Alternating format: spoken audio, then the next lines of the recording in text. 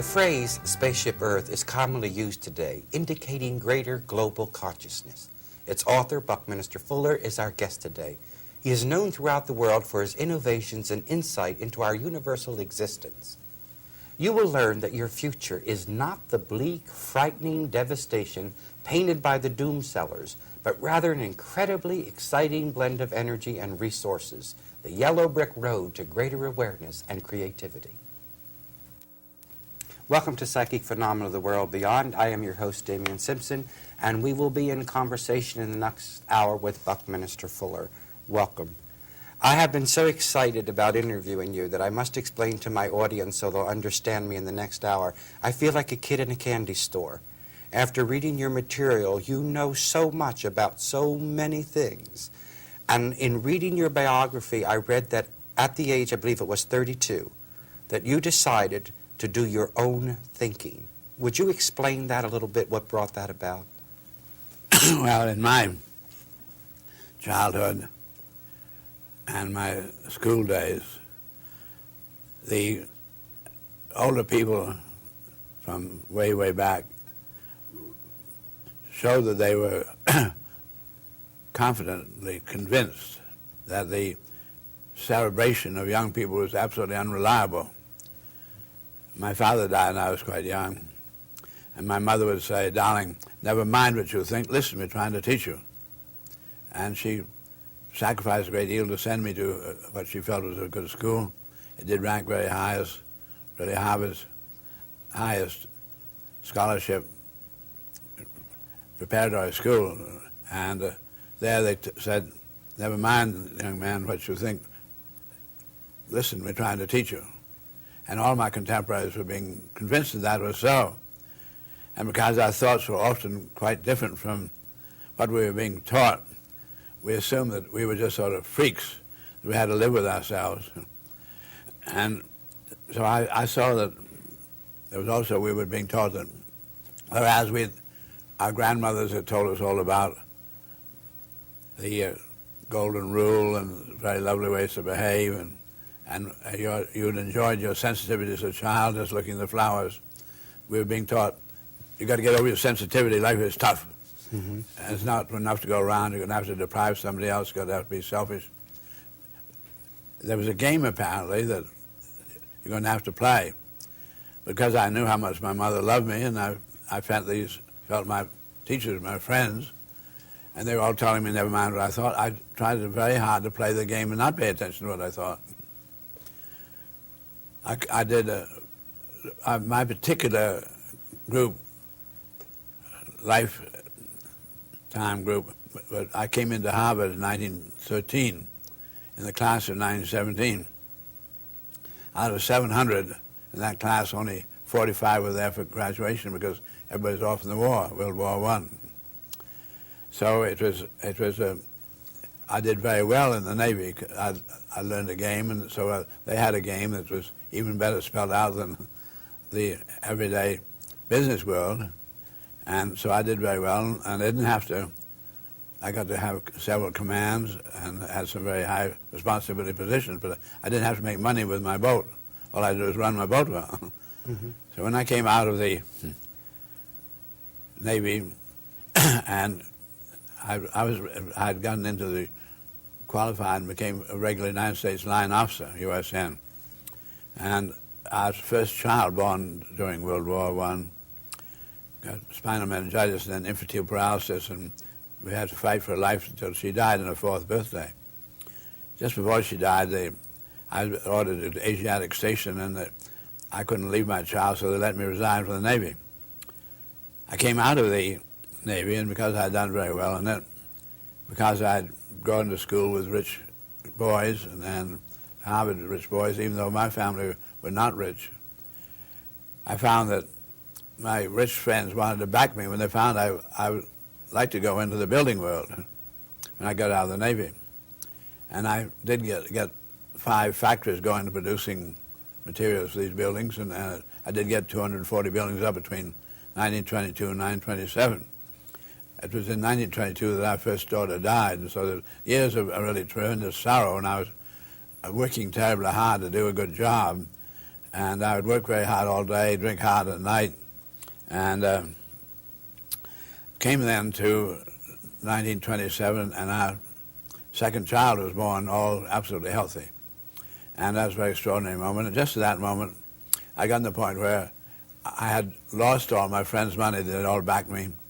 And I'd gotten up some good buildings, but I just couldn't get around to making money. I was going to cheat somewhere if I was going to make money. I wanted to get a good building up. And so I not only lost all my money, but I lost all the backing of my friends. I was in disgrace, so I was penniless, and here was this new child born. And as far as I could see, I never would like to get on with that game of making money. That I could get on with the Navy thing, but I couldn't get on with the making money game. And I just didn't have that hard thing you really needed to suddenly do the other fella. And so I said, I think I better do away with myself. Or if you're going to do away with yourself, you better do some thinking about it. And up this time, I've always said, never mind. I've been taught, never mind what I think. Learn the game. And I said, the game has turned out to be one I can't get on with. Therefore, I might as well do some thinking about it. And if it seems proper, then do away with yourself, because you're going to be disgraced to your family, and your mother and your wife's family could probably get on better with them as dependents than I was doing. And so when I started this, my own thinking, this is 1927, I was 32. That's the point you ask about. Mm-hmm. And it became a very extraordinary matter to suddenly do your own thinking, and realizing how many times what I'd been thinking was happening in the society, which society didn't think was happening, how many times I'd really been right. Yeah. And so I began to, that gave me some courage to think about doing my own thinking. I said, if I'm going to do my own thinking, I'm going to have to give up all the things I've been taught to believe, all the loyalties, all the things you take on, just take on, because that's part of the game. And by the word belief, I then said, I mean accepting explanations of physical phenomena without any experimental evidence. Mm-hmm. Just because somebody else said it's so, and you said, I love you, and I'm telling you what's right. Mm-hmm. So I said, if I'm going to give up all my beliefs and so forth, I'm going to have to go entirely on my own experience. And I began to review experience, and one of my experiences certainly was that having learned a game, that there was a whole patois, there was a set of cliches that go along with the game. And somebody says hi, and you say hi. There's a parrot game, conditioned reflexes. So probably the first thing I better do is to set up a moratorium on speech, not allow myself to just yield to conditioned reflexes. Be sure I really know what I'm doing when I use a sound, because word tools are extraordinarily powerful, and yet they're just used time and again to deceive one another. So I must really understand speech itself. And so I went in for pretty much of a moratorium. I couldn't make a complete one because there were necessities of my wife and child that would, from time to time, I'd have to speak. But my wife tried to cooperate by doing all the things where she could talk to the butcher or answer the telephone, whatever it might be. So we were penniless, and this brought me to the realization that all my contemporaries were committed to how to earn a living. And I said, I think they said, remember, whether you like it or not, you hope you'll earn it in the way you like, but at any rate, you got to earn a living. I said, I think we ought to be looking into what's my experience teach me needs to be done, which, if attended to properly, can bring success for all humanity, and if left unattended, might find all humanity in real trouble. What are the things that nobody else is attending to because they're too big?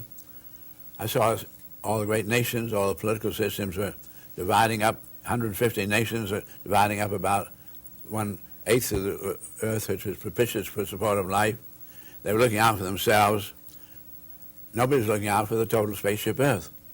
So I then committed myself, said, I've been captain of ships, that's when I invented the word spaceship Earth. And I like to look on the fact that for some reason or other, humans have been invented and they've been put on the spaceship. And here are the resources, and this is the cumulative know-how. How do we use that know-how to take care of all the people on board in a proper manner? I'm so overwhelmed by the designing competence of the universe that can design a human being, where you and I haven't the slightest idea how to design ourselves. And I'm so overwhelmed by the phenomenon of gravity or radiation, that we're getting our life support from the sun 92 million miles away. All this thing was so overwhelmingly exciting when you began to do your own thinking that it really launched me on a pattern where I found myself in a 50-year, half-century commitment to, if possible, employ the advanced science, which is going only into weaponry, to do more with less, so that you might sometime do so much with so little, you might be able to take care of everybody, and make all of politics invalid. They have always had the working assumption it has to be you or me. And that's why Russia, United States, for instance, the last 30 years spending over $200 billion a year on how to destroy most expertly. Do more with less is the key word I hear from you. It just sounds like a man who finds himself caught up in a cage. You know, I understand the conditioning, the schooling, and to break loose and free thinking. And the audience might know that we're talking to a man who has innumerable honorable degrees, has spoken to just about every major university in the world and college and every organization, whose picture has been on the cover of Times Magazine, People, in the New Yorker. So we're really talking to a man who dared think for himself, and his thinking has affected the world and will continue to affect it for time to come. We'll be right back after the following message. Stay with us.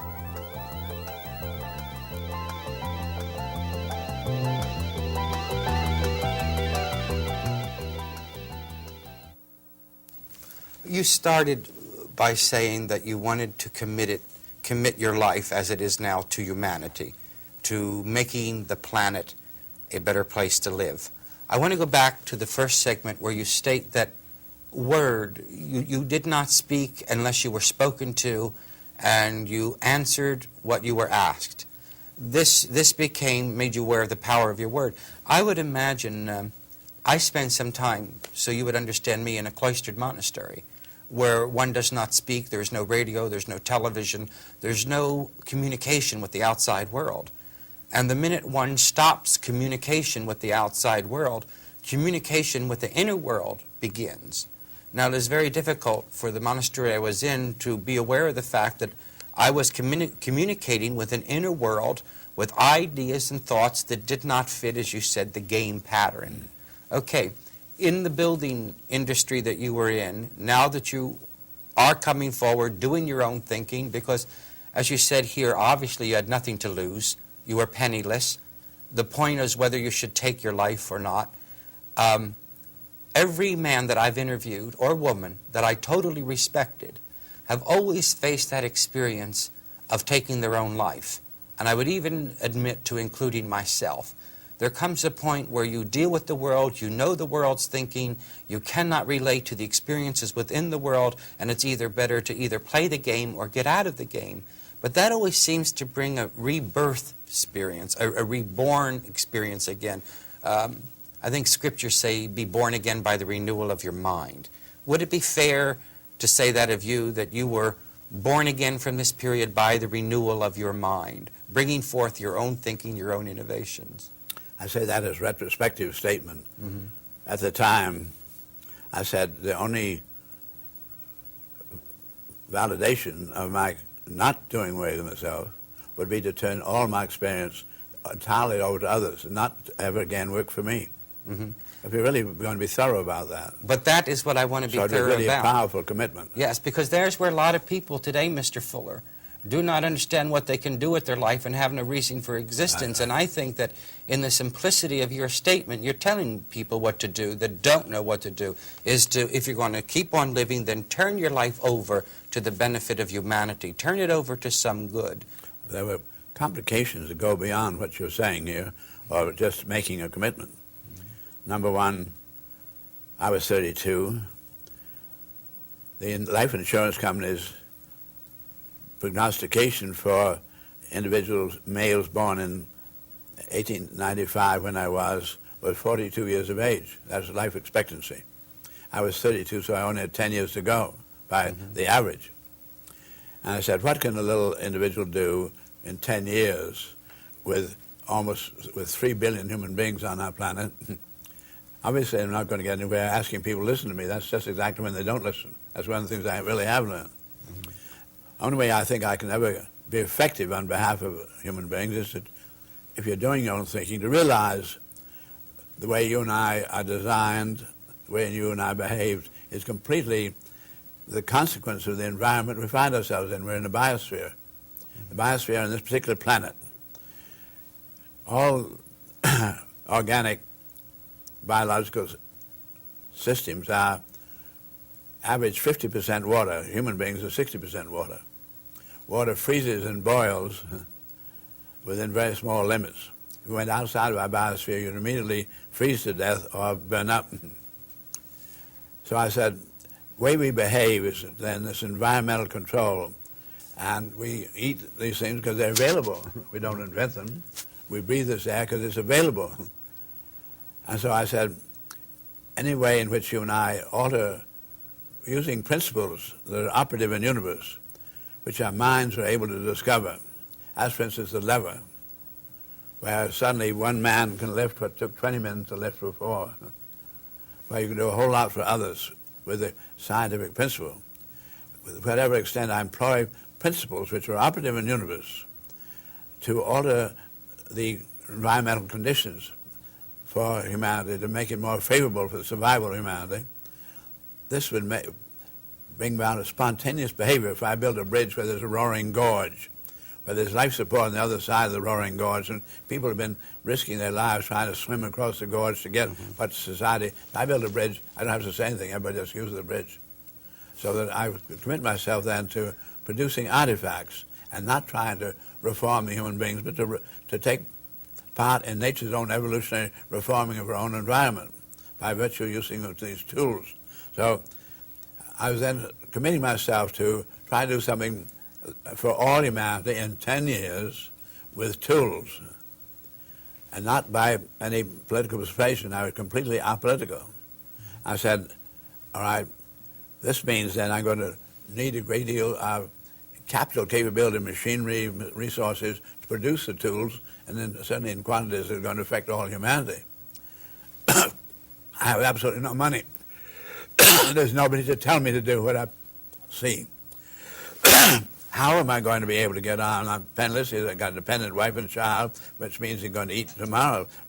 I'm immediately in need of food. So I said, all right, what I see doing my own thinking is the following, that the animals don't have any money, and the sun and the wind doesn't have any money, that money is some kind of invention of humans, and I see that all of ecology on board of our planet is intersupportive, and the universe itself, by the best we know in physics, is eternally regenerative, 100% efficient. That what goes on our little planet must be in support of the eternal regeneration of the greater universe itself.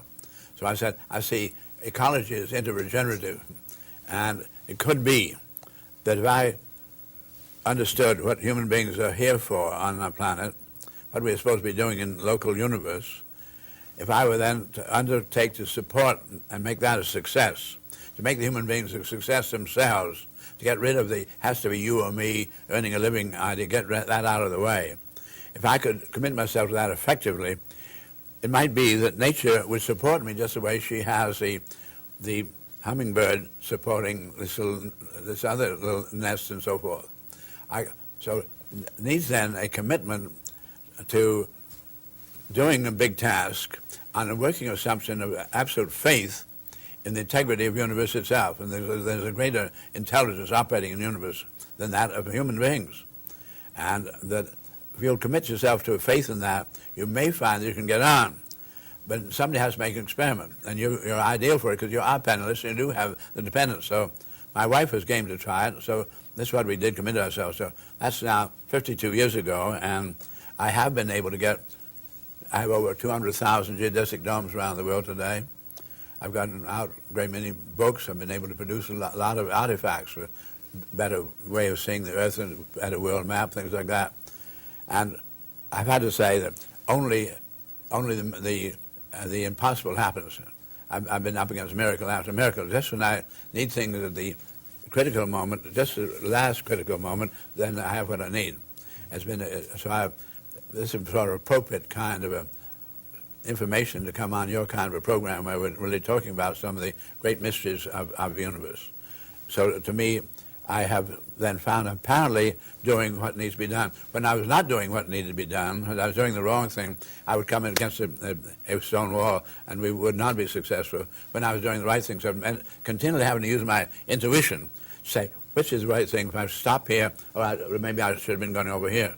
What is the high priority action today, the next hour, the next minute? So I've had to make a great many mistakes and learned when you're coming to the end of this particular tack of your ship and going to have to go on another tack.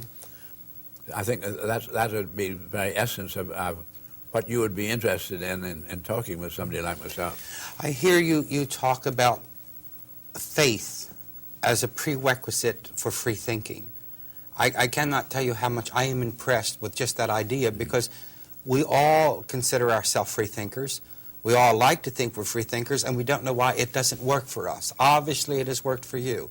But what you're saying, that you had to build yourself on faith, and I want to just reiterate that, because it just went by so quickly, but it was so profound, that how the universe does look after itself, each after its kind. And it was that faith that you had to still upon that rock, then you can do your free thinking and bring forth something constructive. The other thing that I want to point out for my audience in this segment, that I want to pull out of what you're saying, is the ability to alter your course without losing your faith. Because when many people have to alter the course of their structured thinking, because even free thought can get structured after a while. You can caught up in your own structure of your own free thought. But you seem to have the ability to even alter your course without losing your faith. Well, what I had to continually realize when I was in trouble, and my trouble tended to say, tend to me, trouble, I said, who am I? I don't know anything. I've got to learn over and over again that you're nobody. You are something, that human beings are something very extraordinary in themselves, but I'm not anything. But I'm one committed. There's a function in the universe to be performed at this moment in history. So stop the idea that you're up to you to solve these problems. Commit yourself to faith that it will be. So it's continually yielding that your what seems to be big to you is not really big, and really to yield to the bigger need. And don't be preoccupied with the negative. Be preoccupied with the constructive. The alternatives. But you have to do that on absolute faith that just everything's going to come out all right. Forget the trouble. Go to work. A lot of people say today, we have 1 minute. A lot of people say today that we're headed for the end. We're out of oil. We're out of everything. And as we said in the beginning of the show, there are these doom sellers.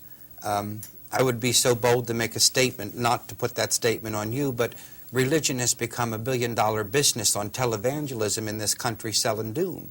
And yet you're a man, as a free thinker, sees a wide, wide world ahead of excitement, of energy, of new life, of new birth, of everything coming that's exciting. So your message must be more important now than ever.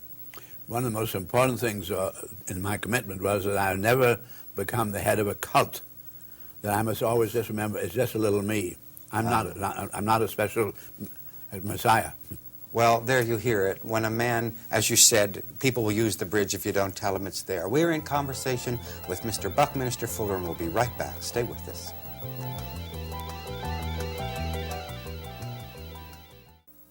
Welcome back to Psychic Phenomena of the World Beyond. I am Damian Simpson, and we are in conversation with Mr. Buckminster Fuller.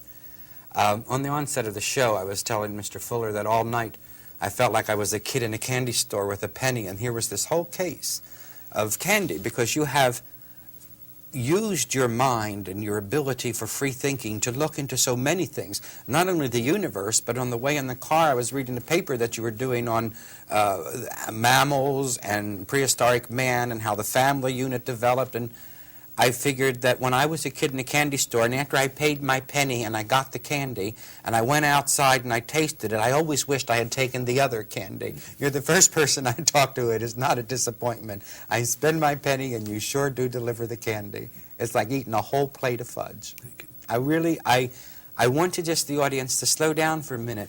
to hear the philosophy, not only the philosophy, the psychology, the way of life that you're talking about, because you're relying on the ability as a self-totally created unit.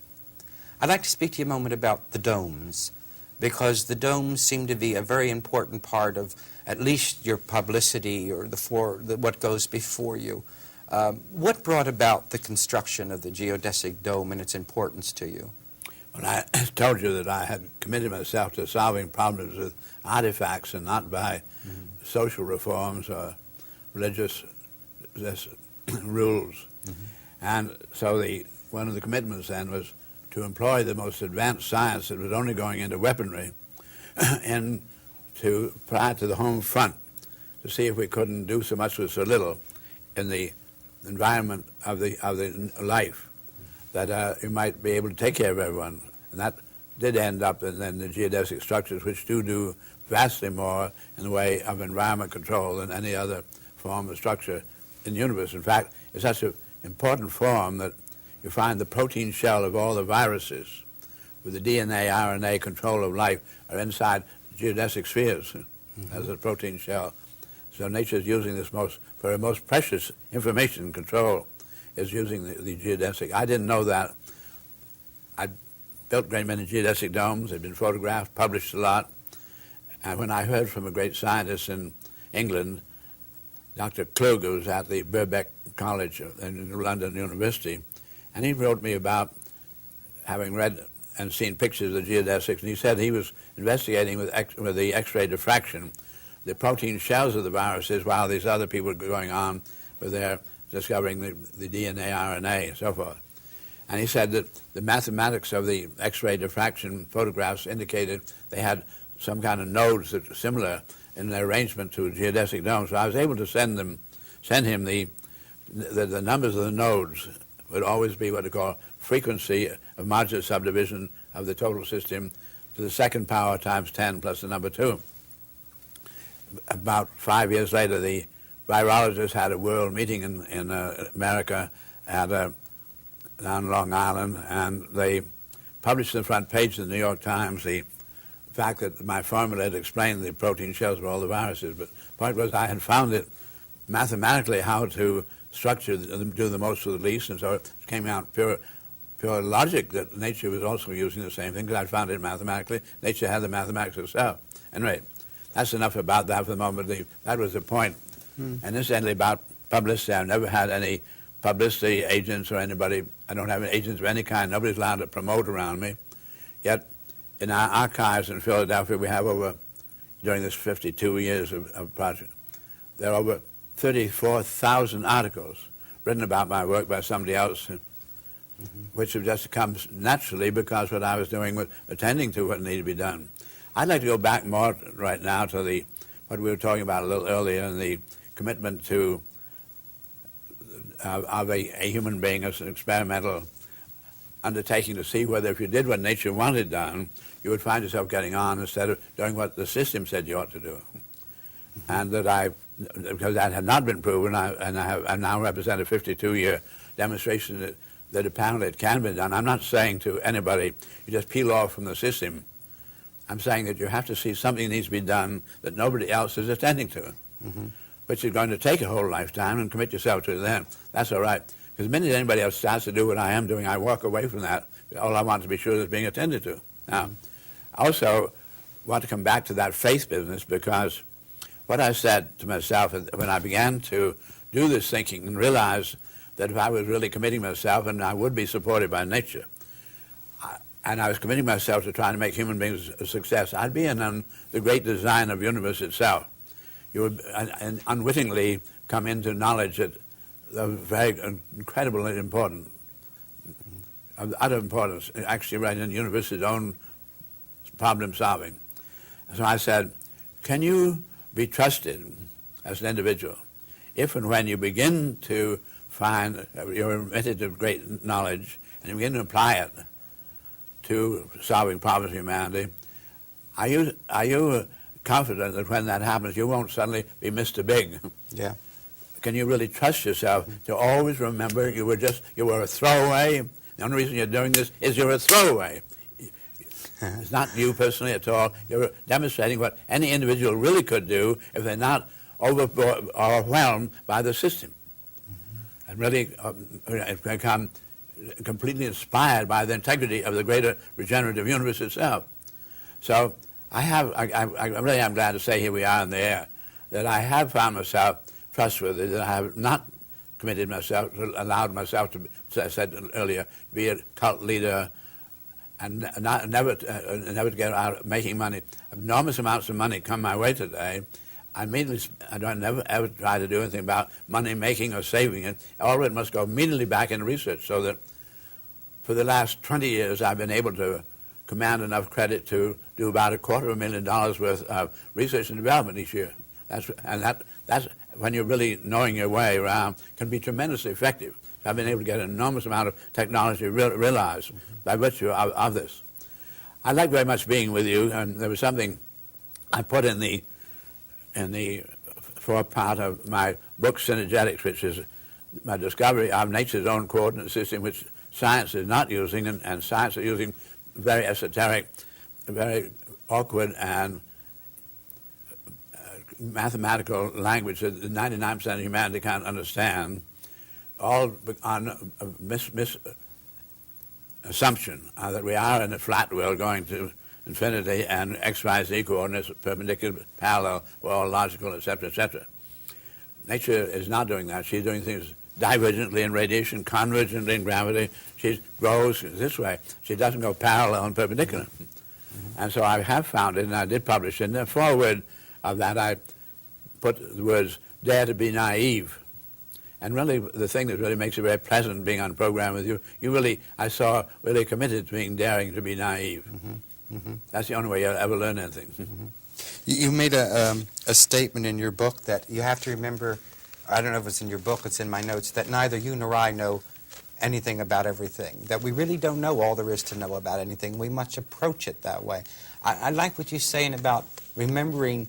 You see, people get a cause, whether it's just within their family or whether it's within a community or whether it's in the world, and they forget that that cause was born out of not knowing what to do with themselves. And your statement, remember that we're a throwaway, and that I have to identify to that, you see, because I reached a point of my life where I have to say I was throwaway. And from that point, I began to build a life, and it's very hard not to become Mr. Big and to remember, wait a minute, you built this all out of you, who was throwaway. And that keeps the humility down, which keeps the free thinking going. It's a very important statement. How old are you? May I ask you that? I'm 83. 83. I didn't do the mathematics when you were telling me it.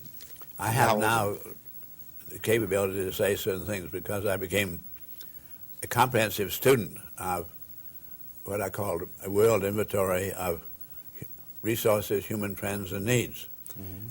And I found that we were continually learning in an invisible world of alloys, in an invisible world of electronics, how to do much more with much less, to converse around the world with just a little piece of apparatus, instead of having to go around a great ship. So keeping track of all the ways we do more with less and converting that into technology, particularly with the home environment, I was able to say 10 years ago, it is now clearly in evidence from an engineering design viewpoint that we're now using only proven technology, using only metals that have already been mined that are recirculating. Within a 10-year design revolution, we can have all humanity living the highest standard of living anybody's ever known, during which, and this will be completely sustainable, because during that 10 years, we can phase out all further use of fossil fuels and atomic energy. We can live entirely on our energy income. Now, you make a public statement like that and you get checked up. There are probably 1,000 people check me up very carefully. Some million people now pretty sure that I really know what I'm talking about. You spoke about dooms people. You don't have to know anything to be negative. You have to know a great deal to be positive. Now, I only am able to be positive because I am a technologist reducing things to practice. I actually have the structures out there and the maps out there. And now I then came to the most extraordinary realization that all the great governments, all the great religions, all the great businesses would find it devastating to the activity to have humanity's success. They're all predicated on man being an inherent failure. There's going to be suffering and so forth, and comfort him and follow your leadership. So even though I now know this can be done, whether we're going to be able to exercise this option is very touch and go. It's all going to depend on a new young world coming through. And that new young world, every child being born in the present, less misinformation, more reliable information. And it is in love with love, in love with the truth. And it may be able then to come through and exercise this option. In watching interviews recently on the air over great controversies of religious organizations, I heard heads of these organizations states that doomsday and gloom is what sells. And if they preached a liberal doctrine or freedom doctrine, that they would not collect the funds and they would not have the support. That liberals will not support liberals, but doomsday people seem to feel if they pay someone, they can buy their way out of it. You come along and say in 10 years we can enjoy this total freedom as a, well, maybe as a promise of an earth of peace. We are in conversation with Buckminster Fuller. Stay with us. We'll be right back.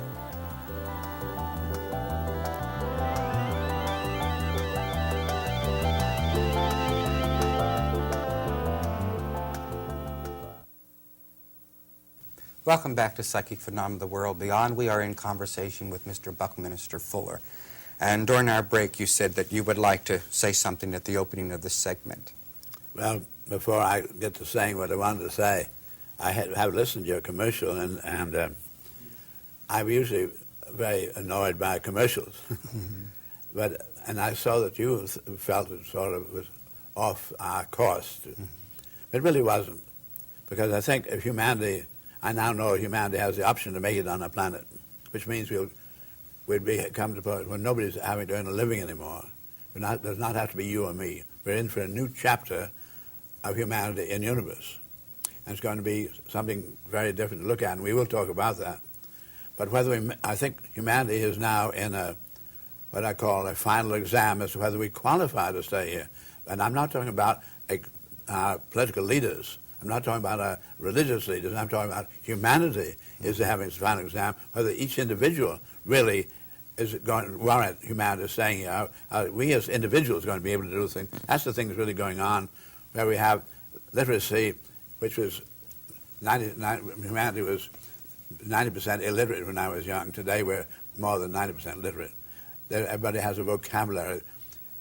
All humanity has always been born naked, helpless, ignorant, hungry, thirsty, curious, having to learn by trial and error, having to invent words, how to compound our experiences so help one another, how to write them. But suddenly we've come to a point where there's enough information about humans and the universe. And the older people had made so many mistakes of interpretation of the significance, where there is, for instance, today, humanity is still, though it knows we're on a sphere, knows that we are on a planet going around the sun, it is still thinking geocentrically. We still have the sun going around us. I've spoken to a number of scientific bodies. I've asked every scientific body I speak to, any scientist present who do not see the sun going down in the evening, no hands.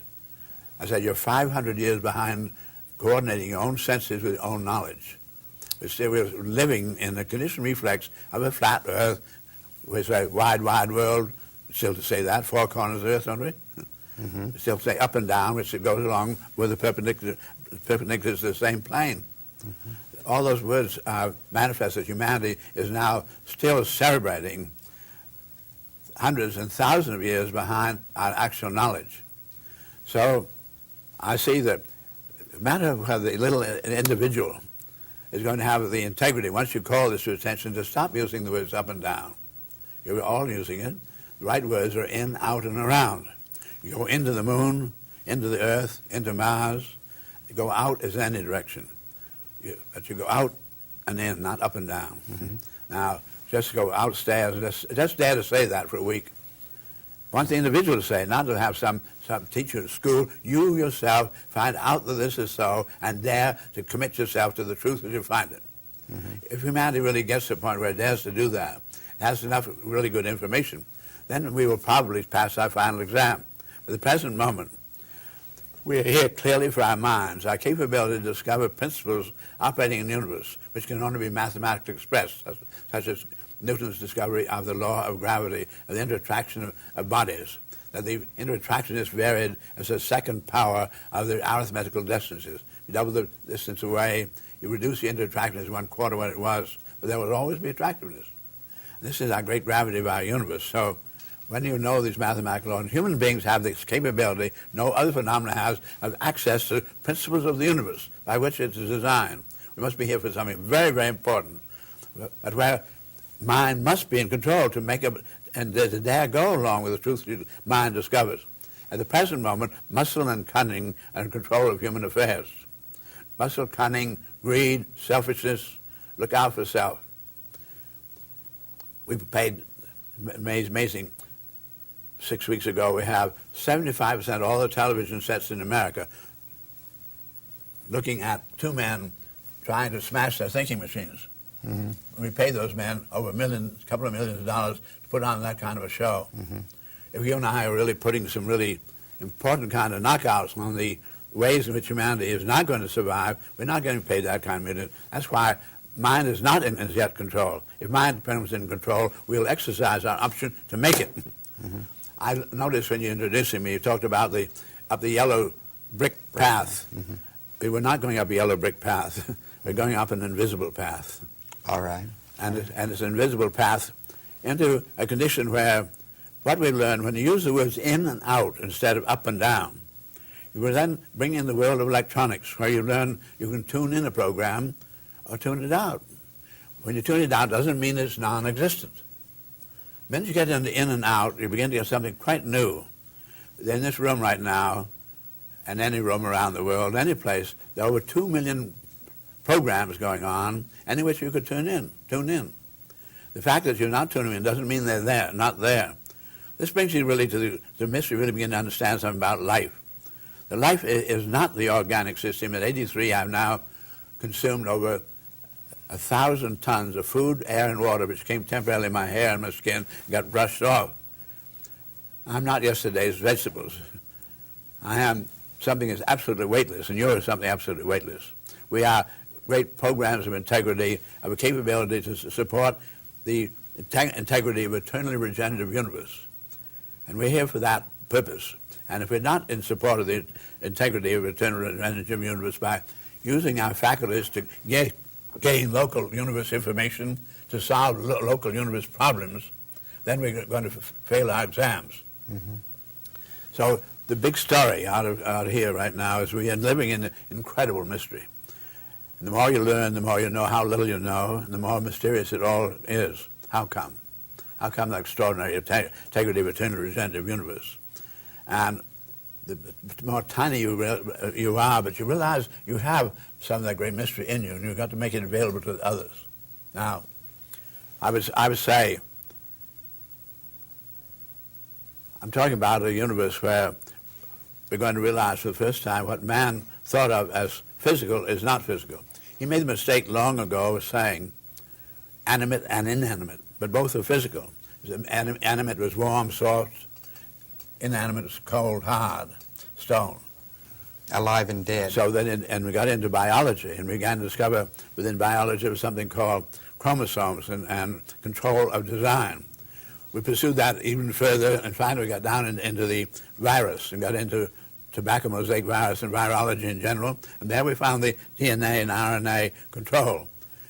In that world, they're not just virologists, which is an entirely new kind of category, but they're nuclear physicists, mathematicians, biologists, geneticists. All of them so busy with excitement about this design control, they've not been taking inventory and talking to humanity about the fact that what we now call then the virus is also a crystal. It consists entirely of atoms and completely inanimate. What you consist physically of nothing but atoms, and atoms are inanimate.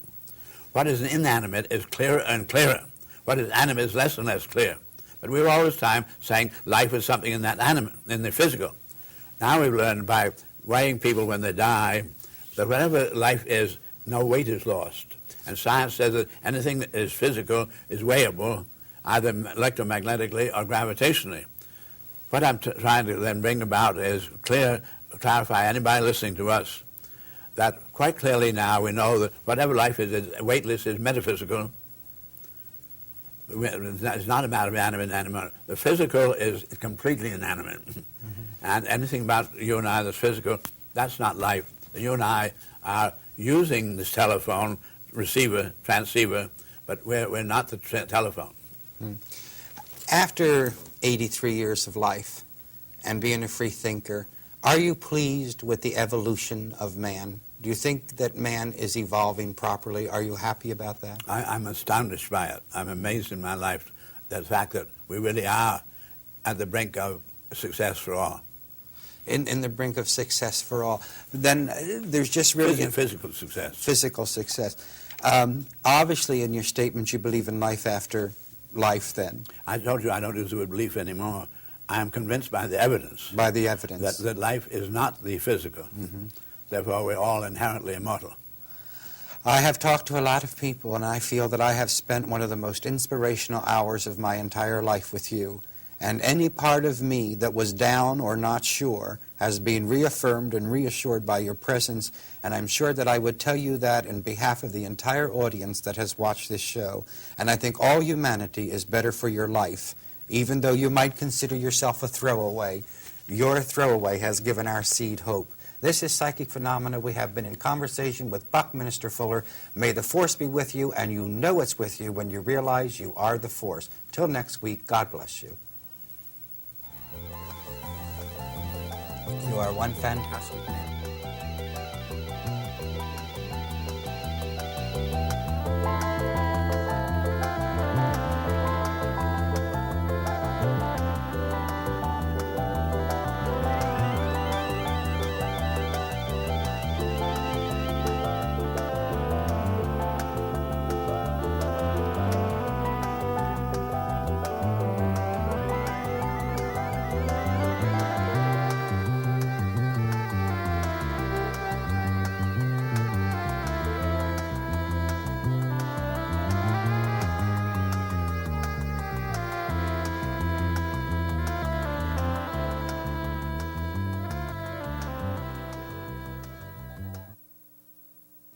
Hello and welcome to Quest 4.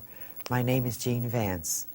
20 years ago, Damien Simpson created a program called Psychic Phenomena, The World Beyond. It was a program that was so far ahead of its time that it was almost to the point of being radical. But many of the people that he brought into the foreground are now stars in the metaphysical world. Many of the people who came on that show were absolutely unknown, but today are almost household words. Damien was so good at what he did, and he believed so greatly in this field. He believed in what he believed. He believed in the universal mind. He believed in spirituality. He believed that all people were one. He believed so many things, and so many of us feel that his work was so important that we truly must continue with his work. Damien's sudden transition was a shock to most of us.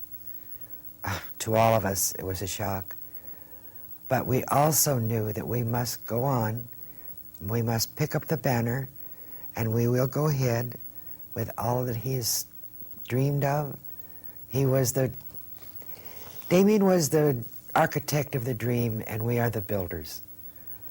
We want to continue on. We want to go with what he taught us, what he believed in, and what we believe in so dearly.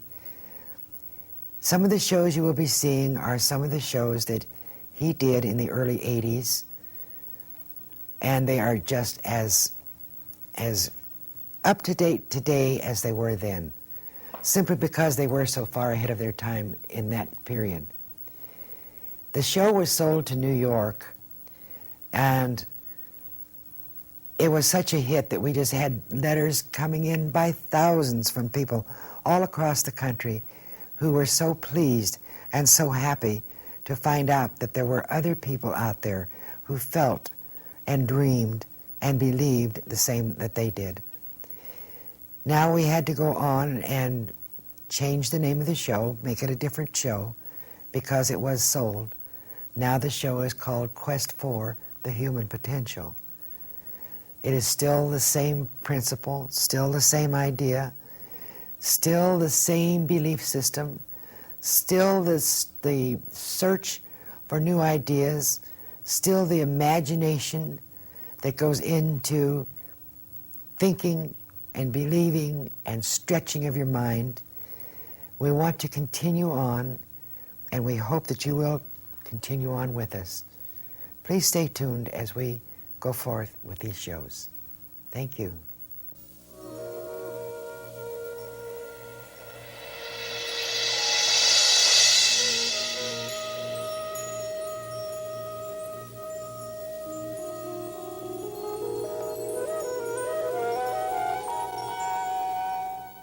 You will not find much disagreement with the statement that a crisis condition currently exists on our planet, but our guest believes mankind can survive by understanding and responding to the threats we face today. We invite you to stay tuned for an extraordinary hour, for our guest is Buckminster Fuller.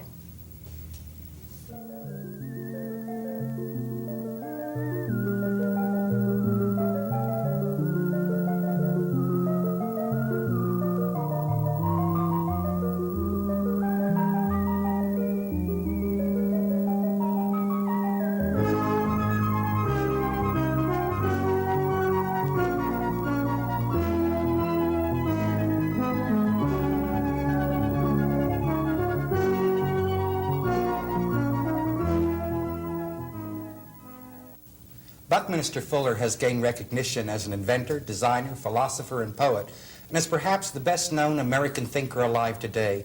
He is the creator of the geodesic dome and coined the term spaceship Earth. Sometimes he's called the planet's friendliest genius. Mr. Fuller has been awarded 48 honorary doctoral degrees from universities throughout the United States and England, and he said that coincidentally he'd been around the world 48 times. He has written more than 22 books, and he has 115 major articles to his credit. His latest book is entitled Critical Path, and it has been described as a summary of human evolution. Welcome, sir, to the program. What prompted you to begin work on the critical path? Well, the crisis itself, plus a long pursued attempt to see how to solve problems not with politics, but with guns, but with artifacts, ways in which we could alter the environment, physical environment, to make it more favorable for humanity, by virtue of which humanity could behave more favorably towards one another. So that critical path, I've got a very powerful feeling 3 years ago that I just had time to get this thing out, for it might not be publishable anymore, when they might be burning books again. You think it's that critical? Very much so. I think we're absolutely at the brink at all times. The question really, in minutes. I have a map of the world I'd like to show you rather quickly. And this is the only map of the world in which you can see the whole world at once without any visible distortion of the relative shape or size of any of the parts. It also, you can show it as one world island and one world ocean. So here it is, and it's a north and south world and not an east-west world of the old Mercator maps. So on this map,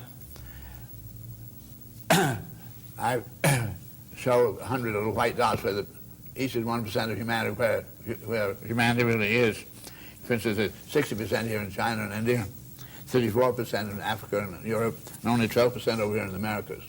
So that the most important thing about this is that there are now 50,000 atomic bombs poised, ready for delivery.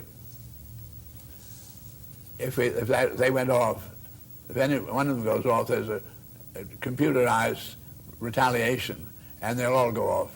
And quite clearly, all humanity is all through just like that. So here we are, trembling on that brink, with all kinds of different authorities who might be able to push such buttons. Question, how do we avoid doing it? What could humans do themselves? You and I personally, we don't have an authority, do we? You don't know anybody has an authority. The President of the United States has authority here, but you don't know just what kind of council is going to move that man.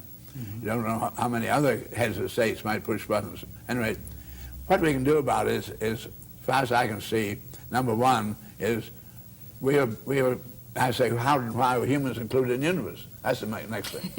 And we are very extraordinary because, in contradistinction to all known other living creatures, many creatures have brains, and brains are always coordinating information of the senses. But we also are given minds, and human minds have the capability from time to time to discover relationships existing in the universe that are not in any way detectable by observing any one of the special cases. For instance, here we have this picture of the heavens. Kepler, extraordinary mathematician, astronomer, back in made this extraordinary exploration after Copernicus made clear that the Earth is going around the sun and not the sun going around us. Kepler found that all the planets are different sizes, all different distances from the sun, all going around the sun at different rates, so seem to be very disorderly. But he said, as a mathematician, I know one thing, they're all going around the sun, so have one thing in common. If you can find something else in common, that's in trigonometry, you have two knowns, you may get somewhere. Mm-hmm. So he said, as a mathematician, I can give something else in common. I can give each one of those planets exactly the same increment of calendar time, right to the second. He knew that each one was at the start. He made a line, a diagram, the radius each one was from the sun. Then he had the end of the 21 days when the new radius was. He had the arc. So I now had the diagram, a triangular diagram, long, thin one. He said, I might as well calculate these areas. He did so, and if you were Kepler making that, found they were not similar areas, they were elegantly exactly the same mathematical areas.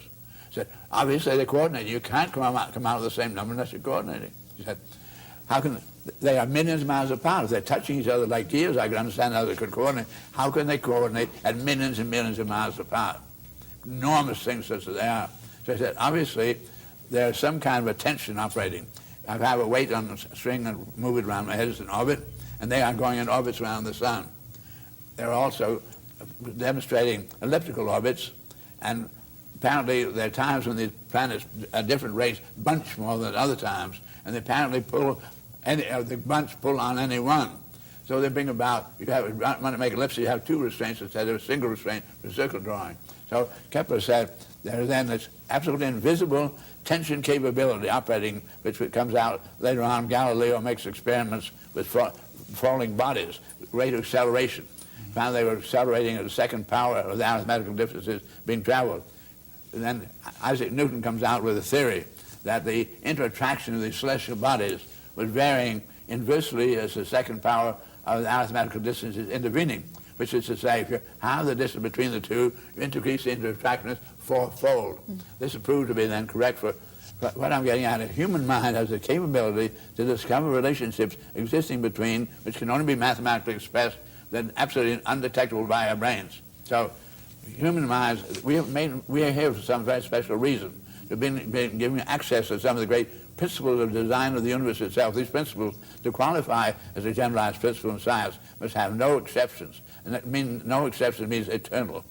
Our brain deals with the temporal, our minds deal with the eternal. That we have that capability means we must be designed to be here for something very important. But we were also designedly born always naked, absolutely inexperienced, therefore no knowledge, absolutely ignorant, but given thirst and hunger and curiosity, procreative urge to drive us to make experiments, to take initiatives, to learn only by trial and error. We've been here all this time learning by trial and error, and I find we've now come to a most extraordinary kind of an era where power structures have come into being. People who are stronger physically are able to overwhelm others, and they said, you must make no mistakes. We got our rules. And if you make mistakes, we're going to punish you, which takes away from humanity the right to learn by trial and error. Anyway, they also then got to the point where they say, we are supreme and we're infallible, and we get to the point where we have power structure. The most important mistake we've ever made was to assume that the power structure was God instead of real God. And by real God, I don't mean a person, but I mean the great intellectual integrity governing all the great designing. We didn't design humans. We didn't design planet Earth. We didn't design all the 2 billion galaxies we now have discovered. We didn't design atoms. We didn't design anything. But we have an ego that seems to feel if we don't solve the problems. So when you ask me about the crisis, I say our ego is in the way right now. We kind of think it's up to the politicians to solve it, and nothing could go worse than that. If we dumped all the machinery and technology we have into the ocean, within 6 months humanity would die. If we dumped all the politicians all around the world in the ocean, everything go along very nicely. So our peril right now is one of those politicians being given his ego by the power structure. Enormous money is being put up, for instance, just to buy the presidency today on television. It costs $50 million. The senatorship, $20 million. The representative, $2 million. And so this is completely corruptible. We have now where the power structure is of the enormous money of the world is running affairs in the United States and much of Europe and so forth. So the question is, what can a little individual do? Number one, the little individual can dare to be absolutely truthful with himself. If you really recognize the kind of things I'm talking about, and just don't go along with the crowd about anything, but dare to really use our minds, where our minds know about the truth. If we dare go along with the real truths, we'll probably stay a bit. Otherwise, I think that we're included in the universe eventually to be local universe information gatherers, local universe problem solvers, in support of the integrative and eternal regenerative universe. We may be even introduced to test to see whether humans can mess up the universe. Anyway, I think the invention humans are under examination. We're in final examination. Unless we as individuals really dare to go with the mind and dare to talk the truth and hold to it, absolutely, no matter what else comes along, we're not going to stay here. Evolution is trying very hard to make all humanity one family, giving up all nations. That is such a hope. I think in the book Critical Path, you point out the need to become all the different economies and the different nations for there to be a realization of one humanity. Yeah. One, I guess it said, to you say, one planet, one people, please. Right. And that when we understand this. There's a very interesting thing that Christine Lund did on the Channel 7 News here about birthing and instantly giving the baby to the mother, instantly. And do not separate the baby, and it forms a binding between the two of them. And now they're changing their whole things. Maybe consciousness will come. We're going to find out in the next few minutes as we talk to Buckminster Fuller about the critical path and the hope for the future that I know lies within his heart and within his infinite mind. We'll be right back. Stay with us.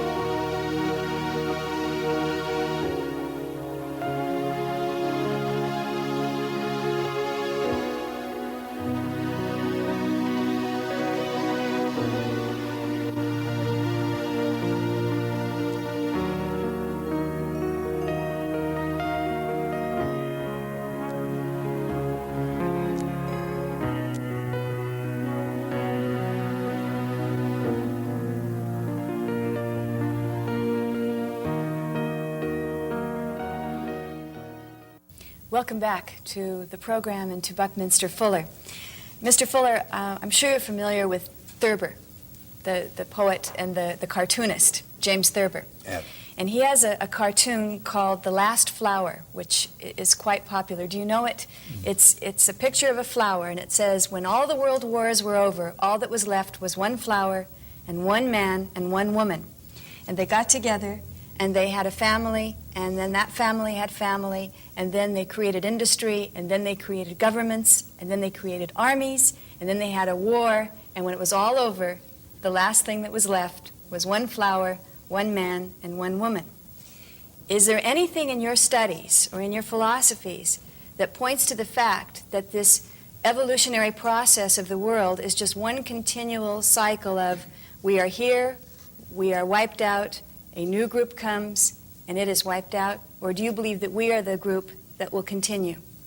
No, I would see the final one flower and the couple, and everything's radiation around them, all through. Just like Mars or any other very barren planet. I think very much what I said to you, that we're here for some very important reason in the universe, not just to be a man and woman making babies and smelling flowers. We're here with these beautiful minds. That's what we're here for. Mm-hmm. Many creatures have brains. That's not what we're here for at all. So I then would like to know something that I find very important. When I was born, reality was everything you could see, smell, touch, and hear. They used to have an expression, I'm from Missouri, let me see it. Mm-hmm. And the year I was born, however, the X-ray was discovered. You couldn't see it. The same year I was born, Marconi discovered wireless. You couldn't see it. It did not come into play until I was 12 years of age. When I was 3, the electron was discovered. It didn't make any newspaper. Nobody thought that's going to be anything. Mm-hmm. Mm-hmm. Since that time, we've gone deeper and deeper into what we call the invisible reality, where we discover then each of the chemical elements has its own electromagnetic spectrum, wavelength, and frequency. And we've learned a great deal about the atoms and both macrocosmically and microcosmically. By learning principles of understanding refraction of light, we've been able to make the lenses by which we have the telescopes to go into the microcosm and the macrocosm. So we have extended ourselves to the point where when I was 28, Hubble discovered another galaxy. Since that time, we've now discovered 2 billion more galaxies, over 100 billion stars each. The rate of increase of information is just absolutely enormous. So we're dealing then in this great invisible reality. And in the invisible reality, we begin to know how the atoms behave, by which of our minds, within the principle, began to understand a principle that's so simple as that of leverage. We have then a fulcrum and a lever, and if the load, we come out one, you have what they call balance.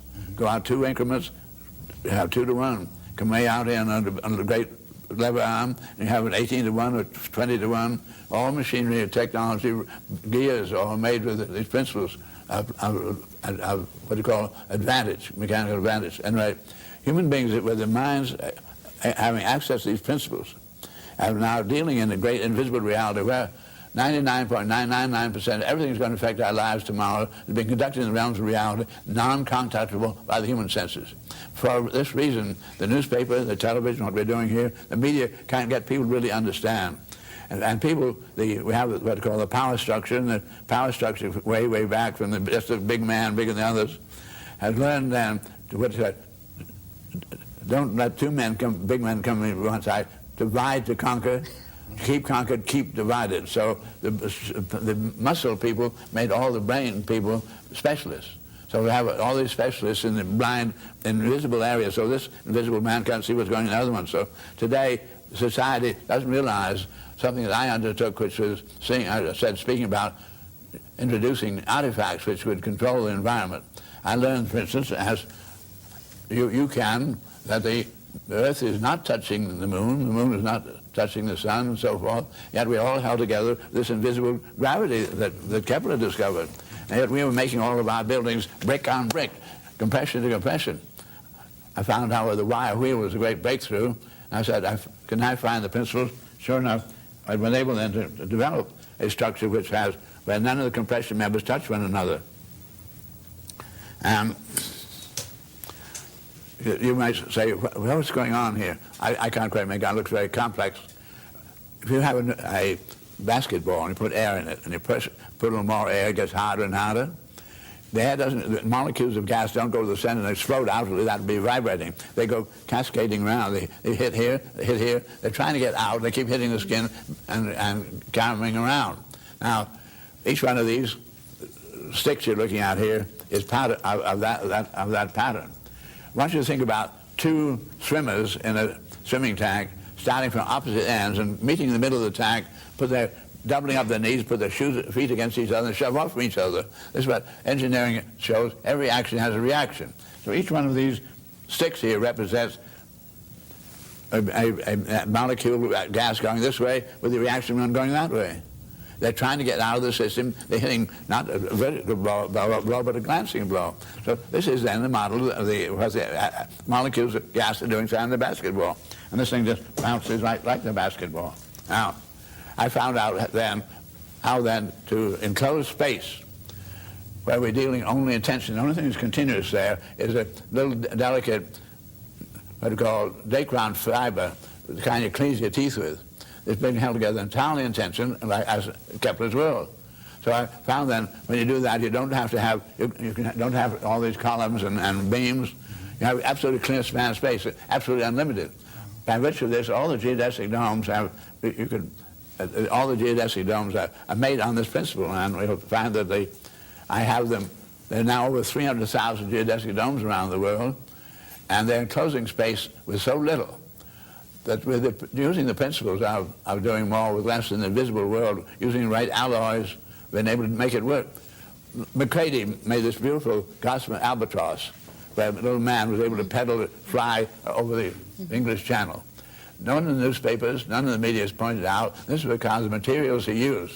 This curve of doing more with less in the visible world got to the point where, whereas steel has a tensile strength of 50,000 pounds per square inch, he made this plane out of something called carbon fibers, having 600,000 pounds per square inch tensile strength. It's so much with so little. His plane, the wingspan was 95 feet, yet he was able, you could hold in one hand 45 pounds. So I can tell you in the whole of technology and geodesic domes and all the invisible world, 1970 we crossed the threshold when engineering-wise we can do so much with so little. We took all the metals now going into the armaments and melted them up. We could within 10 years have all humanity living a higher standard of living than anyone's ever known. That is, we have 4.5 billion billionaires, and we have to behave that kind of way. So I said there is an out. But that has to come out of people having the courage to say, never mind, I'm not familiar with that shape of how. I went through years where people said, I don't want to live in one of those geodesic domes. I want to have it look like a Cotswold cottage or whatever it is, some nonsense. So our conditioned reflexes are what's against us, and so I say, can you and I and all the young people and older people too begin to say, I dare to go along with the fact that is a better enclosure. So the touch and go is on the human integrity.